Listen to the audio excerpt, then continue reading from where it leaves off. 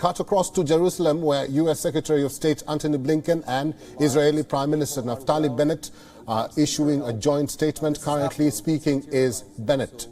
Even if you can't solve everything, it doesn't mean you don't do anything. As for the war in Ukraine, Israel stands firm with the people of Ukraine and is going to continue our effort to help reduce the suffering and end the bloodshed. We've already sent our top medical teams to set up the most advanced field hospital inside Ukraine on the western side. I've been reported that they've already taken care and treated over 500 patients. At this moment, at this very moment, doctors and nurses are risking their lives to save lives of those in need. I'm proud of what Israel is doing. And of course, we're doing what we can when asked to contribute to the efforts to end this war. We do this while maintaining close coordination with the United States and with our European partners. Tony, please send my gratitude to President Biden for his friendship and for keeping his promise regarding the Iron Dome, which saves lives. Israel greatly appreciates America's commitment to our security. The alliance between the United States and Israel is as strong as ever. And though we may have our differences, as friends do, it remains unbreakable. Thank you, and have a productive visit here in Israel. Well, Mr. Prime Minister, thank you so much for this really good, more than good, very productive exchange between us, which I deeply appreciate. So does my whole team. We covered a lot of ground in our discussion, and I want to highlight, if I can, a couple of the issues. But first, a point of personal privilege. It is particularly great to have our new ambassador here, Tom Nides. He's a close friend of mine, a longtime colleague. More important than that, he's a good friend to President Biden and is deeply committed to the relationship between Israel and the United States. Yeah, he's okay. Well, now, I will say, I've said this to Tom, I think we got the better end of the bargain because we have Mike Herzog. Right, so. There you go. Wonderful ambassadors. You know, you mentioned this, Prime Minister. Last August, when the Prime Minister visited the White House, President Biden made clear America and our administration's ironclad commitment to Israel's security. It's something we say, but it's also something that we do, and that I reaffirm today. President Biden, in that meeting, promised his full support for replenishing Israel's Iron Dome, and he delivered on that pledge, signing a funding bill that includes $1 billion for this crucial defense system just some days ago.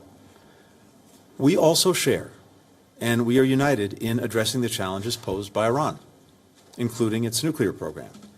And there is no daylight between us on the fundamental proposition that Iran must never be allowed to acquire a nuclear weapon. And whether there is a return to the JCPOA, the Iran nuclear agreement, or not, that principle will not change, nor will our commitment to it. I had a chance to update the Prime Minister on the ongoing diplomatic efforts around the JCPOA, as we've done consistently with our Israeli partners, and as we'll continue to do.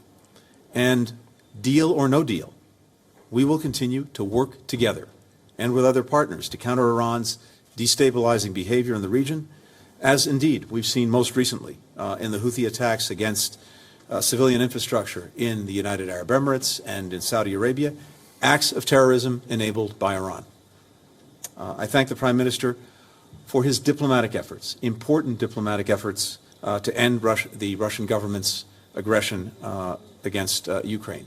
We value these efforts, and we've been closely coordinated throughout. It's important, and your insights as well are very meaningful, so I thank you for them. Thank you.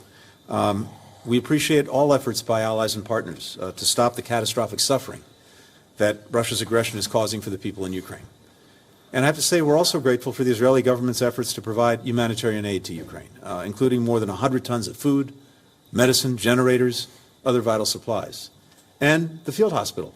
I had a chance earlier today when I was with Foreign Minister Lapid to actually connect directly with those who are running the field hospital. We did it virtually, and it was very powerful to see that in action. This support is crucial as more and more Ukrainian men, women, and children are being killed, maimed, displaced by Moscow's attacks. More are trapped in barbaric sieges where they're denied food, water, medicine, and where people are starving to death.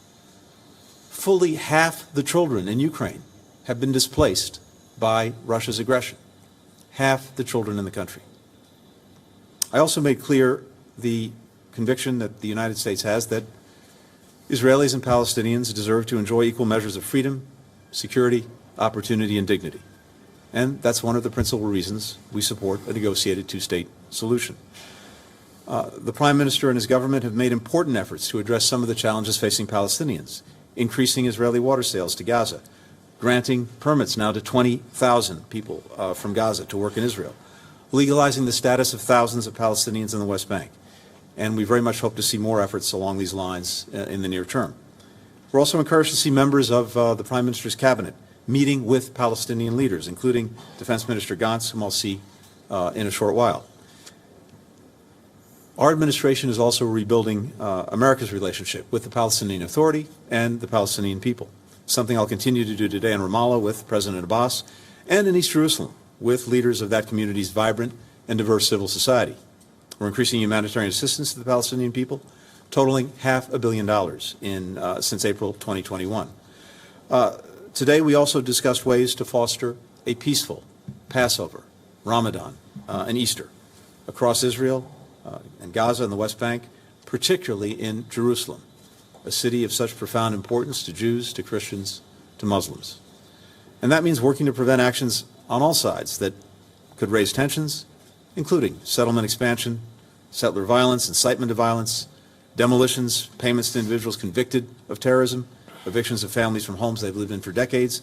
It's a message that I'll be underscoring in all of my meetings on this trip. At the same time, we are increasing our efforts to foster partnerships between Palestinian and Israeli grassroots organizations, businesses, young people, other parts of society, through a 5-year, $250 million Nida M. Lowy Middle East Partnership for Peace Act. Right after this, in fact, I will have a chance to meet with one of the program's first grantees, a project that brings together groups in Gaza, the West Bank, and Israel to tackle the interconnected problem of water scarcity. Efforts like this will not only improve people's lives, but build relationships that can help diffuse tension and violence and ultimately lay a foundation for dialogue and for peace. Finally, as the Prime Minister said, we discussed how we can continue to build on the significant progress of the Abraham Accords and normalization, including in the summit starting this evening in the Negev. The United States will continue not only to support the work of those who have already normalized relations, but also to urge more governments to take this important step to the benefit of people in their countries and far beyond. Mr. Prime Minister, your recent trilateral summit with President al-Sisi and Crown Prince Mohammed bin Zayed, as well as President Herzog's visit to Turkey for meetings with President Erdogan and others, these are just the latest demonstrations of broader engagement that is made possible as normalization becomes the new normal throughout the region. And again, I applaud Israel's leadership, its engagement, its diplomacy in building these agreements and making them real. So, Mr. Prime Minister, thank you for hosting us today and, again, for such a constructive, important exchange on everything we've just talked about and more. And thank you for continuing to strengthen what is an enduring and powerful friendship between Israel and the United States. Thank you very much. Thank you.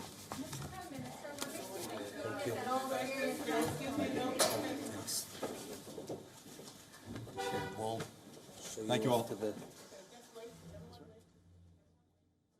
Well, that is from Jerusalem, where Antony Blinken has issued a joint statement with Israeli Prime Minister Naftali Bennett, and we had Naftali Bennett reiterating and beginning that statement by saying that the Middle East is changing for the better and the commitment to the Abraham Accord will be implemented in Israel, and Israel stands firm with people of Ukraine. And we had Blinken saying that replenishing Israel's Iron Dome is a priority to the United States. united in addressing Iran acquiring nuclear weapons is also an issue with the United States, and also building relationships in the Middle East and fostering partnership in Palestine are some of the key issues that he will be addressing during his trip to that region. WION is now available in your country. Download the app now and get all the news on the move.